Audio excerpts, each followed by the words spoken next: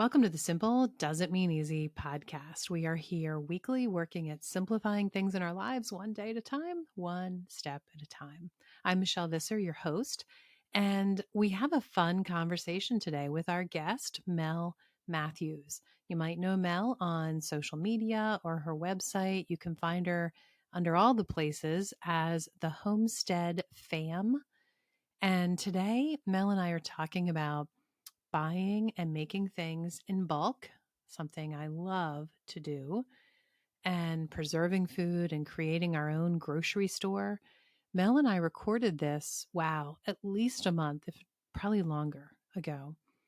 Sometimes technology and holidays and different things just keep something taking a little while to get it published. So when Mel and I talked, the tariffs were not even a thing.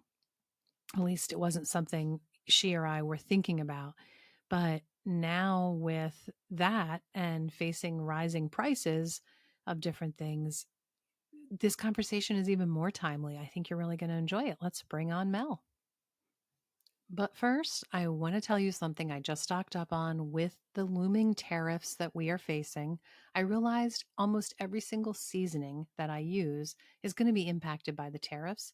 And if I want to try and make some of these seasonings myself, all of them have a base of salt. So, salt is something that was important to me to make sure I had plenty of as we face the looming tariffs. I only order one kind of salt, though. If you haven't heard of Redmond Real Salt, definitely you want to go check them out and use code solely rested to save big on your order anytime, all the time. I ordered the 25-pound bag of salt. You might think I'm crazy, but I figure I can never grow it myself and it's never going to go bad. And it's so easy to store. I store it in a 5-gallon bucket with a smart seal lid that's super easy to twist on and off. And I can get my salt whenever I want it and I don't have to worry about running out. But there are so many other things I love as well, from electrolyte drinks to seasoned salt to popcorn salt to some really great seasonings that I cannot imagine not having in my pantry. Find all of it at solelyrested.com/salt, SALT, and make sure you grab my code there as well. Go check it out. I love this stuff. Okay, Mel, I'm so glad that you could take some time to sit down and chat today. Thank you for being here, first of all. Yes, thank you for having me. And I want to talk about, well, so many things, but I love it that it's not, how do I say this? I love finding somebody who I feel like I really can connect to because we both are definitely people who don't like going to the grocery store a whole lot, Yes. but we definitely are not preppers either. Right, yes. And one more thing, neither of us would ever be out in the field with the pigs or the cows in a dress from the 18th century, right? Amen. Yes. Amen. Okay. So I love it. We have a lot in common here, but what do you think about? I mean, I'm not going to bash on anybody in particular Mhm. at all, but I mean, I struggle with this image of let's not give people this idea that, well, first of all, it's so quaint and lovely, this whole homesteading thing, that we're always smiling and happy and up at 6 a.m. with the sun and putting on our lovely dress. And by the way, if you really want to do this well, you've got to really wear the old grandmom dress, because if you don't, then there's just something missing. I mean, I don't know. I struggle with all of that. Yes, I do too. I I have, I love the thought behind, like, get up and get ready for the day. Feel good, wear what you of like, course. but I'm also for being very practical. In a I dress mean, in a yeah, farming environment isn't practical. doesn't work. And I mean, it's very seldom that the chickens see me in the morning in anything other than my PJs. I mean, that's just what happens, you Yes. know? Yeah, me and my sweats and my Carhartt coat and my chicken Yep, yep. boots. Mhm. Yep. Okay. So tell everybody some about yourself. If they don't follow you on Instagram, if they haven't met you before, just tell us some about yourself. Yeah, well, my name is Mel. I live here in Michigan, and I'm very excited because it is finally time to start seed starting here in Michigan. So, Yes. we've got all the I love it here, all of the, different seasons, but I'm always so ready for spring. We live on 2 acres here, so we don't live, on a huge full-fledged farm. It's more small, and we like to kind of keep things small. Would love more land someday, but if that doesn't happen, I'll still be happy, Yeah. but yeah, I live here with my husband and my 3 daughters, and yeah, I run my business, my creator account here at the Homestead fam, and am just about to put out my third cookbook now. Yay. Which actually was why I said, "Hey, do you wanna come on the podcast?" Because I Yes. knew it would be fun to tell people about your cookbook coming out. Yes. Um, and this cookbook is with what publisher? It is with Page Street Okay. Publishing. Yep. So, it's fun because your first 2 you did self-publishing, I right? did. Is Yep. that right? Okay, so it's fun because now you're gonna be, who knows? You're gonna be on the Barnes& and Noble shelves, and who's knows gonna Right. is gonna meet you, right? I love it. Yes. They're definitely I actually different They're definitely different yeah, avenues, and there's, I think, props and, like, pros and cons to each, but I'm definitely excited to try this, publisher, and, I think it'll for be kind of sure. like a big bucket list item to just walk into a store and see one of my books on a shelf. Absolutely. It doesn't get old, I'll tell you that. It's Yeah. been I think it's been 6 years now since my book came out, and it doesn't get old. You Yeah. still it's exciting. You're like, And "I this did time of that." year, sugar season, because my book is about yeah, I know, because my book is about maple syrup and sugaring. This time of Oh, year, I see it more often in the different stores that are local, so that's always yes. fun. So fun. And I didn't know you had 3 girls. For some reason, I missed that. I have 4, so we almost have that Oh, in common as well. yeah. Yeah. Um, Now, you and your husband both come from somewhat of a real food background, yes? Yeah, we are a very small town, country town. It's a lot of Mhm, farming around here. So we kind of were raised in that kind of like homesteading now environment. And we just kind of keep mhm. taking it a step further from what we were kind of raised in. Yeah, I love it. Um, Before I forget, because I just realized I wanted to skip right into talking about food, but I don't want to forget to ask you, what is the name of your new book and when does that come out? Yes, my new book is called Cook Like a Homesteader, and it comes out April 29th. April 29th. Okay, exciting. You'll have to send me a copy. I'd love to have a copy. Yes, yes. Um, so let's talk about buying foods in bulk. Do Mhm. you have certain things like where did you start? Was there one certain thing that you realized you wanted to have a lot on hand? Or have you just always kept a lot? We have always had a lot of like stock in our freezer. So that was kind of our Hmm. first, like, we've always had things on hand in the freezer. So we'd always, before I started making a lot of my own things, out of necessity, because we were very frugal and needed to pay off my, student loans and stuff like that. We Hmm. were, buying the discounted bread from the grocery store and freezing that and then Hmm. bringing it out and just Hmm. trying to live very frugally. And then Yep. it turned into me wanting to make my own. And so the bulk buying kind of switched into bulk flour, bulk sugar, bulk oats and rice and Okay. beans and all of those kind of household necessities. Gotcha. I mean, I think sometimes people talk about, well, I'm saving money by making it myself. And I personally don't typically find that. I find whether you're talking about making clothing, and sewing things or making, I don't know, furniture. I don't make either of those Yeah. things, but, or making food. I think that the reason I want to make food is definitely the quality and knowing my ingredients, but typically I don't always find that you're saving money. Some things are wonderfully surprising. I'm shocked. Like with kombucha, it's unbelievable. The price, if you buy a bottle of kombucha or you're making it yourself, it's insane the amount of difference. So some things definitely, but other things, unless this is where I'm getting with this, Mhm. unless you're buying really high quality ingredients in a bulk size, it's going to be hard to be able to save money making it yourself. Do you find that too? Like you said, certain things definitely aren't necessarily money savers. And then other things I have found are for me. However, like when I do buy those, things in bulk, like the cost of like a 50-pound bag of flour for me is cheaper, like pound wise, than a 5-pound bag of flour, right?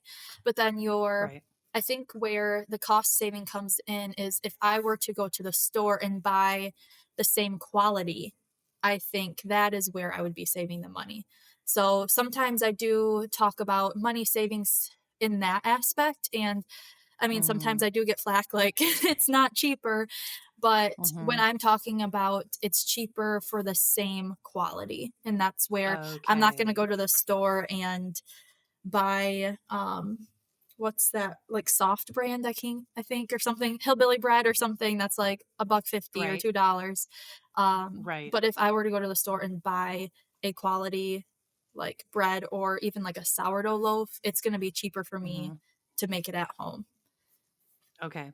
And even then, honestly, you can't find what you're making at home at the store. There could be a local Oftentimes not. craftsperson that's selling it, Mhm. but they're going to have preservatives in it at the store. They're going to have ingredients you can't pronounce, even if it's home baked sourdough that they bake in store. Correct. Yeah. I mean, I had a daughter who worked at a big box chain store and she was excited as a teenager that she was going to work in their bakery. And she came home that first day like, "Mom, you're not going to believe this. They don't bake anything. It literally comes to them frozen, loaded with all the crappy ingredients, Mhm. and they literally heat it up in the oven. They don't bake anything." Oh, So, jeez. it's I've never you I thought that they probably don't actually sit back there and knead bread, but I guess right. I've never had that, like, someone actually working at a grocery store Yes. bakery to, like, know exactly what happens. Right. I mean, if you think about it, when they're selling it for the prices they are, how could they do that if they're paying somebody to knead the bread and they're using the good ingredients? I mean, I think that's the question we always should be asking instead of why is it expensive to make my own loaf of bread? The question should be how the heck can we get food for $1? Right. How is that possible? Let's think about this. It's not really food, You're right? paying in other areas. You're paying with your Yes, health, I mean. Yep. exactly. Exactly. So, what else is important to you to have in bulk? What did you mention? You mentioned flour and sugars.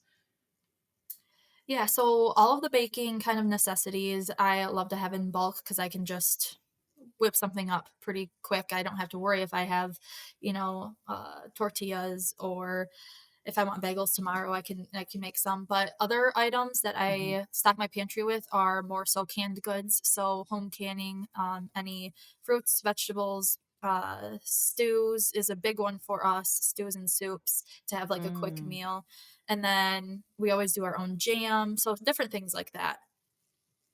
okay. Okay. And you are quite the canning expert. You can more than I do. I see your canning all the time. Was it January? What did you call it?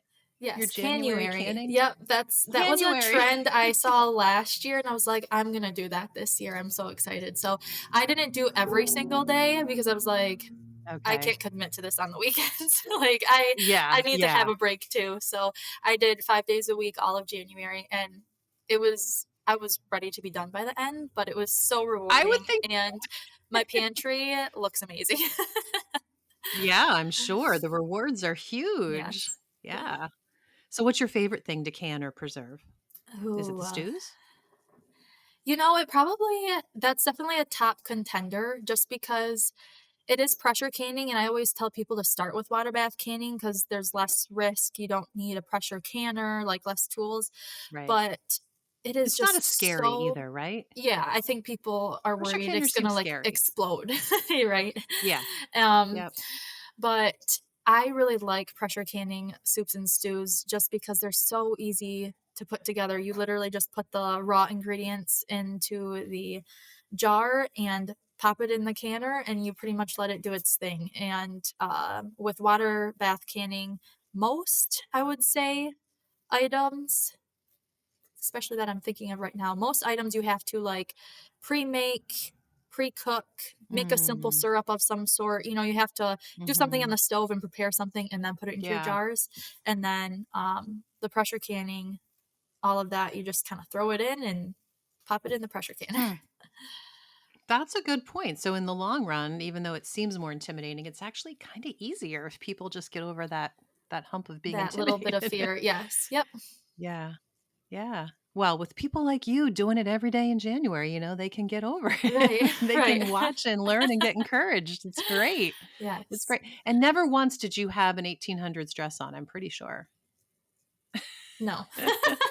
I'm I'm kidding. usually I laugh because I'll like post something and it's like one thing you like can expect from me, I'm either gonna be in probably sweats or my garden overalls.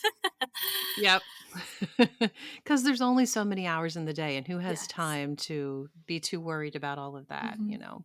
Yep. Yeah. I'm sure there are times that you get fancy though and go out, Oh, for right? sure. Probably go out on dates once in a while and Sometimes. More like, yeah, if we have a family wedding, church, there but you go. yeah. There you go. That's about it. Yeah. So, okay, for me, I mean, I don't know how the journey's been for you for real food. Maybe that's how I should start. I should Mhm. ask you, like, I know you live in a farming community and you've always been surrounded by good food. But has there been a progression for you? Like maybe when you first had your first child, some things changed with the way you looked at food or served it. What's your story there? For sure, you just hit it right on the head Yeah, there. that's it. Um, Yeah.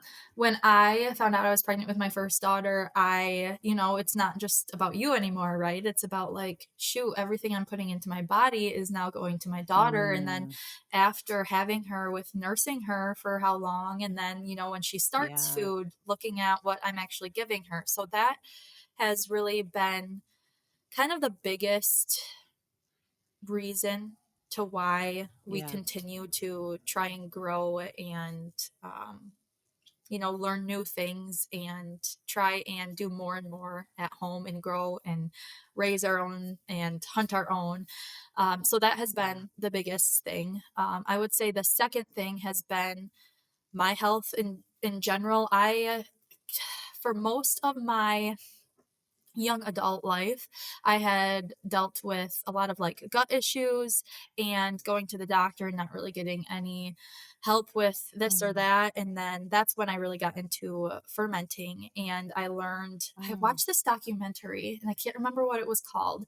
It might have just been like gut health.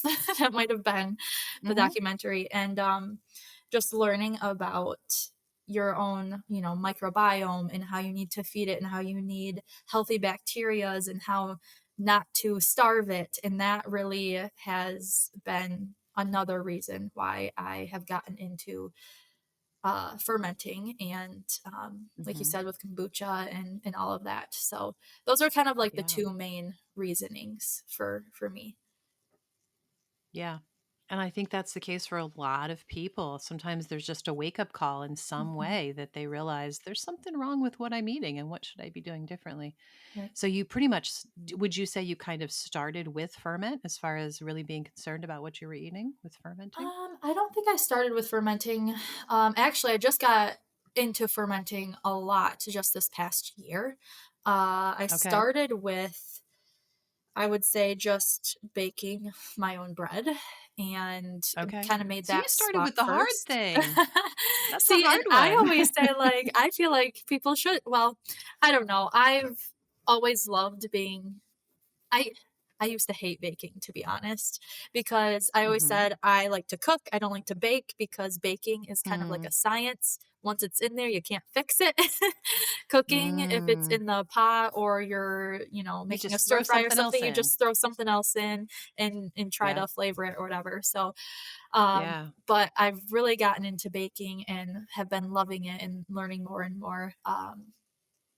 But yeah, I feel like I've always kind of cooked from scratch, so I guess I wouldn't say that was like my start, but Okay. really diving Okay. and was like, okay, I need to replace some of these baked goods because of all the, preservatives and additives and how it just like made me feel like I used to actually Yes. when I was going through all those gut issues, I used to be gluten free for a couple years. And Mm. I slowly kind of added it back into my diet because I think it was just a band aid for some other Mm. underlying issues. So I kind of slowly brought it back into my life and found that. homemade goods, and sourdough Mm, specifically helped my gut and I could actually eat them. So that was wow. a big thing Okay. for me. Yeah. Wow. Have you tried fresh flour? Because I find that that makes an amazing difference too for people who have any kind of a gluten intolerance. Yes. So I do have a grain mill, and I used it a lot when I first got it, and I will be honest, I don't use it as much anymore, because I Mhm. haven't found the system that works super well for me now. Mm, But I do sometimes still like I'll do like a half and half recipe. So like I can kind of use the same recipe with my regular flour, but half of it is the freshly milled, and I've found that yes. that helps my recipes still like I can use the same ones instead of having to worry about a fresh milled recipe. Right. Right. And that's a great way to start off with fresh flour Mhm. for sure, to do half and half. That's what Yep. I always recommend to people. And it makes a huge difference in the end product that you're going to get. Yes. And the Yeah, for taste, like sure. you can tell, like Yes. you can like taste the nutrients. That might sound silly, but you can actually like taste the wheat No, and it yeah. like it tastes And good. when you try, absolutely. And when you use different wheat berries, you can Mhm. taste the different profiles, the flavor profiles of the different wheat berries. It's pretty cool. Yeah. Um, so, okay. For me, my journey with real food, like it was very small things at a time. Like I really was able to kind of take on just a few things at a time, which I think was really a blessing because I know a lot of people, they all of a sudden just want to jump in and just take everything out of their pantry and start fresh. And thankfully, I never really had that urge. And the really interesting thing for me, and this is what I want to ask you about the grocery store. For me, over the last decade, I have a whole different relationship with the grocery store, and it's really been gradual. And, I'll be like 8 years ago, 9 years ago, I'm walking through the store and it dawns on me, wow, I'm not buying eggs or milk. We had a dairy cow then too, as well as our chickens. And it was like, whoa, like it didn't even dawn on me for a while that I was at the grocery store, but not needing those couple staples. And now I it, to get to the end of this decade now that I've been doing this, and I'm realizing I really have very few things that I go there for. Now, I'm not saying I can eliminate it. I never could. I'm not one of those people that try to even. But it's interesting how many things like in the boxes that I'm not taking off the shelf anymore. So many Mhm. prepared goods. Like I would never buy a brownie mix or a cake mix or so many things like that or the mac and cheese. So, have you seen any difference over the past year, 2 years, 8 years, whatever it's been for you, 20 years with how you view the grocery store? Oh, for sure. I actually just had that thought. I think it was yesterday. I did our grocery shopping, and Uh huh. I've pretty much ever since 2020 have been doing a lot of like pickup orders. I find I don't Okay. spend money on things I don't need that way, and it's just easier Yeah. with little ones. And yesterday, I actually went Okay. into the store and just going past like 10 aisles, like aisle after aisle, and I just remembering like, okay, I used to go through all these aisles and pick up things from like almost every one of them, and now I'm Yes. going in and this is what I tell people to do too, is like if you wanna start, like, try and only shop the perimeter because all of the, like, junk Absolutely. processed stuff is in the middle, so go around to Yep. the dairy, go around to the cheese, the meat, the produce that's Yeah. usually in the front, and yeah, so I had kind of that revelation yesterday too of like, wow, things have changed, and I'm so glad they Yeah. have, and the fact that I can do that shows just like how much we have done when maybe Hmm. sometimes you have that mentality of like, "Oh, I wanna just always do more," or like, "I should be here," right? But it helps you, like, step back and be like, "No, I've come so far already," and to be proud of that too. Yeah. Yeah, for sure. And it's this balance of like to realize, I don't know. I know some people who I don't know how to say it, kind of look down on their nose almost at, oh, I can't believe anybody would buy this or that. And I really, that's not the way I look at it because I realize, oh, just 8 years ago, I was totally using Right. that packaged whatever, that's all I knew how to do. Mhm. And just to think, I encourage people to think about just one thing. Where do you want to start? What do you want want to start with? And just do that. And if you can't decide what to start with, look at what you're eating the most of and think about what part of that meal or what part of what we eat the most of in a day can I replace with something that's all natural and real, and just let it be slow, and take your time because it can be very overwhelming. Mhm. Um, but I do sometimes get sad when I'm at the grocery store that I kind of want to educate all the people there. Do you ever kind of be like, let me just Yeah. tell you about, you really shouldn't buy that cereal for your kids. Let me just tell you about oatmeal? Mhm. And I think, like, my whole viewpoint on just food in general has kind of changed, and like you said, I don't look down or feel like I have to, you know, like I'm up here or anything because I don't eat those foods, not by Right. any chance, like, it's more so just, like, my mindset on food has changed, and Yes. it makes me not look down on people who are buying those foods because not everybody is taught or knows certain things, or it's a necessity for them at the time in their life, but I more so Yep. get frustrated and look down upon, like, the whole food system in general, that this Yes. is being I get allowed. angry at General Mills, Yes, right? yes. Yes. Right, so Yes. that's where my anger and my looking down upon, comes Yeah. to. It's not the individuals purchasing or using the food, it's the big corporations or just the food system here in America in general that are allowing this to happen, allowing these, food dyes to be in our food and so on. So, Mhm. yeah, I Yep. I believe Yeah. exactly that, yeah. I want to pause for a second and ask you, have you thought about how this one thing that you probably use a good bit of is going to be impacted by tariffs? Have you thought about the tea that you drink? It turns out I was talking just recently to someone who works in the industry, and he told me that very morning the price of tea from China to distributors here in the US had risen by 247%. Now, the company he works for actually had a nice amount of supply on hand, so it wasn't going to impact their prices immediately. But he guaranteed me their prices would have to double or triple before they started running out of their current supply. So, if you can find tea at a good price, it is absolutely the time to stock up. Tea will store for years if you keep it in a cool, dark place. And I've done that myself. It still tastes wonderful, but I wouldn't buy just any tea. I highly recommend our sponsor today. If you want to go to soulyrested.com/teas, TEAS, I share with you all of my favorite flavors and options that they have that are all organic, very high quality teas, but at an unbelievably good price, at least for now, before the tariffs hit them hard.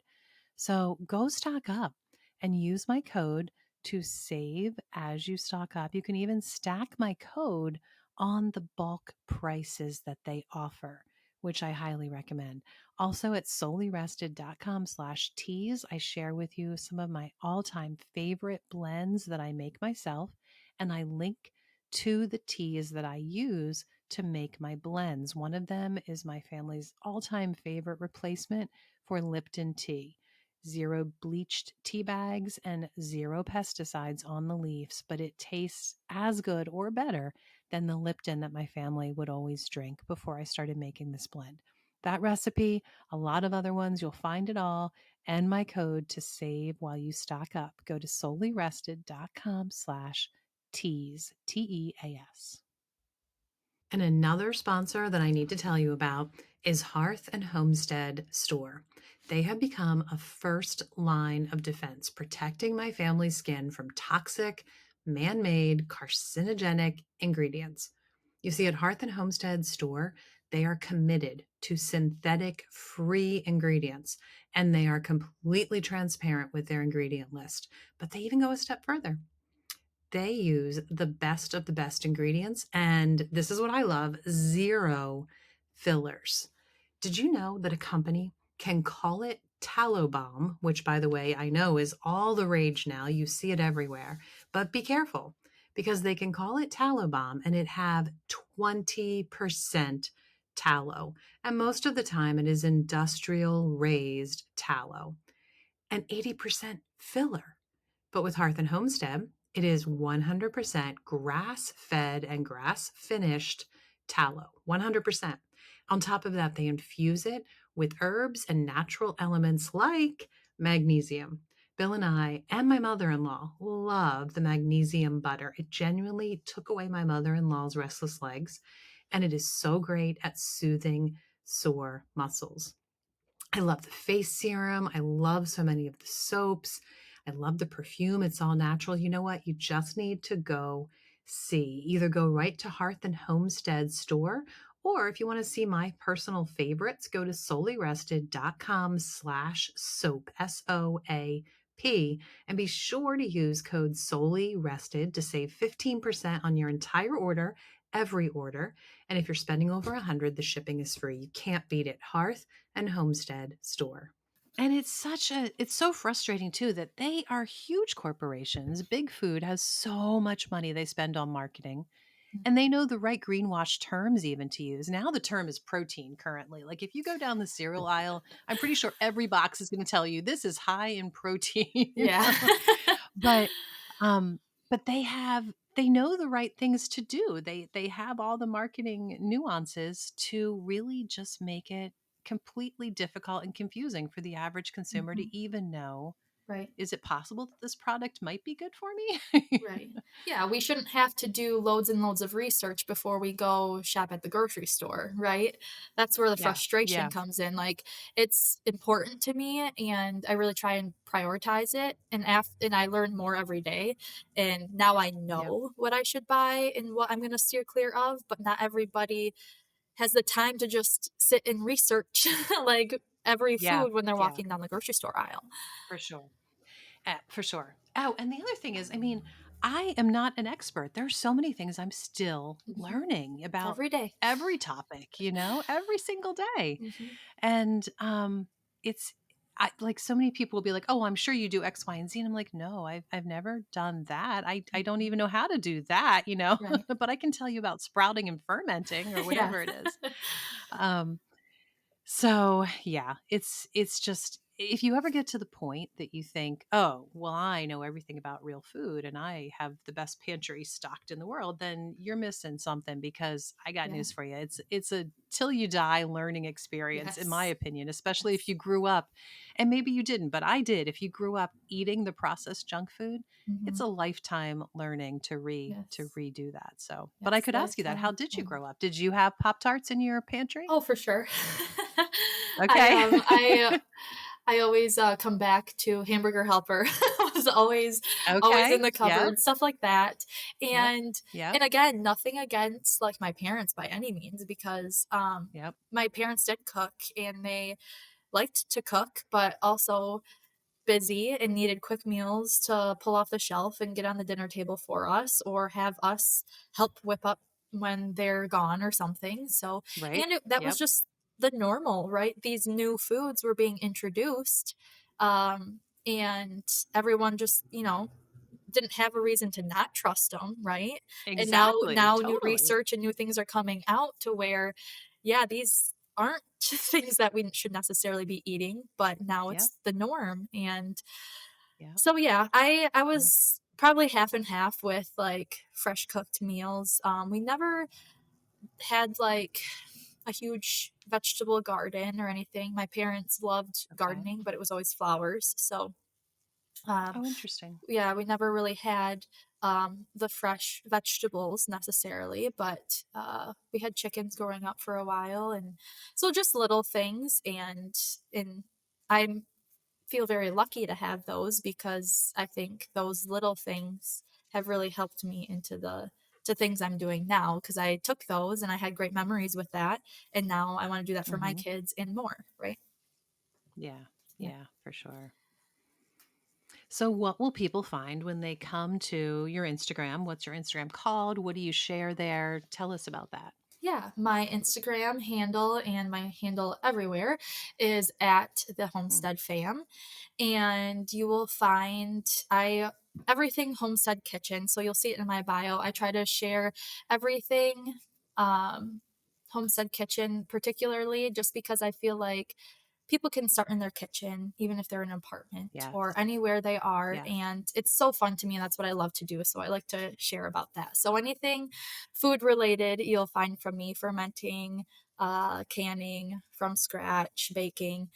So that is what you will find, and you'll see Awesome. some, different cookbooks that I have and different resources and collaborations I do sometimes. But yeah, Okay, great. Well, I encourage everyone to seek you out. And where else? Maybe you already said this. Where else can they find you? I know you have a great YouTube channel and yes, I probably some other have social media. YouTube, I have TikTok right now, and I do have Facebook, but unfortunately, it was hacked back in January, and I still do not have it back. Oh, So I have a new Facebook account that I'm using in okay. place of that right now. But then, yep, I also have Okay. an email list if you want to be kind of the first to know about anything happening, and Great. my website. So what's the best place for them to come find you? If I they're would going say to the come find best you in one place to spot. kinda get in the door is definitely Instagram right now. I use Okay. that as kind of like my primary, and, you can see me in stories, seeing what I'm doing day to day, kinda get more information. Same. Yep. Same. Instagram is the fun place to be, isn't it? It's the easiest way to connect to people, I feel Yes, it's like. very good for connecting and actually building relationships. I do like Yes. I do like TikTok, but it's very much, I feel like, one-sided. I just post a video, and Mhm. if it does good, great. If not, but I don't feel like I have community Right. over there. And Right. then Right. YouTube, I've been feeling a little bit better, but it's finding the right community over there, and Yeah. yeah. I find it's harder to build a community in YouTube for me. Like, there's definitely a community there. I definitely have people that I love connecting with. Every time I put a video out, they want to connect, Yeah. but it's just harder to grow it. I feel like I do feel like Instagram is just where I have the most people that I can really easy Mhm. connect And to. So I'm sure actually you interact do the same. with. Exactly. Yes. That's the word. It's Yes, interactive. It interact with is. each other, yes. Whereas Yes, a lot of other for places sure. seem one-sided, and it's not as fun when it's that way. Exactly, exactly. Okay, so again, the name of your book is Cook Like a Homesteader, is that Yes. Yep. the title? And it's coming out April 29th, so everybody look for that Yes. and look for Mel because she is a fun follow. Mel Matthews at the Homestead Fam. Thanks for joining us, Mel. Yes, thank you for having me, Michelle. So, I hope you enjoyed the conversation. Please go find Mel, give her a follow over on Instagram. You'll find her as the Homestead Fam. Actually, you'll find her that way everywhere: YouTube, other social platforms. um, and her website. It is thehomesteadfam.com. Definitely check out her book. Actually, I just got this in the mail yesterday. I can't believe I didn't think to mention this in the intro. It is a fantastic book. Cook Like a Homesteader. You don't want to miss it. The recipes in here, and she goes into great detail on things like preserving and canning and fermenting and dairy, along with some delicious pie crust and donut and bread recipes. This is a great cookbook about cooking from scratch. It is Cook Like a Homesteader by Mel Matthews. Go grab a copy. I think it's out now. By the time this is published, this book is going to be available at your local bookstore, or you can certainly go to Mel's website, thehomesteadfam.com, check out more about her, and get your copy of the book there as well. So, thanks for listening, friends. Remember, it's easy to forget how blessed we are to live this life. So, enjoy the simple, everyday efforts. It's not easy, but it is definitely a good life.